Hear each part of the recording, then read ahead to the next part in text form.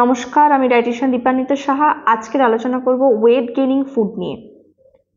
Weight gain করতে গেলে এই খাবারগুলিকে আপনারা খাদ্য তালিকায় ইনক্লুড করতে পারেন। Number 1, whole grains and cereals, যেখানে ওটস, রাইস, রুটি, রাইসের যে সমস্ত প্রোডাক্ট অর্থাৎ চিড়ে, মুড়ি, খই, এগুলোকে আপনারা খাদ্য তালিকায় ইনক্লুড করতে পারেন। Number 2, full fat milk and milk product.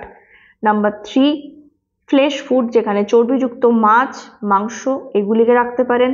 Number 4, ডিমকে রাখতে পারেন।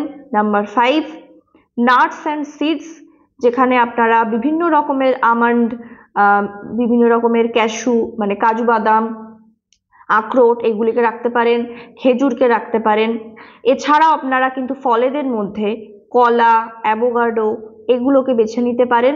এছাড়াও আপনারা সবজির মধ্যে স্টার্চি ভেজিটেবলস অর্থাৎ মাটির তলায় যে সমস্ত হচ্ছে আলুকে আপনারা খাদ্য তালিকায় ইনক্লুড করতে পারেন।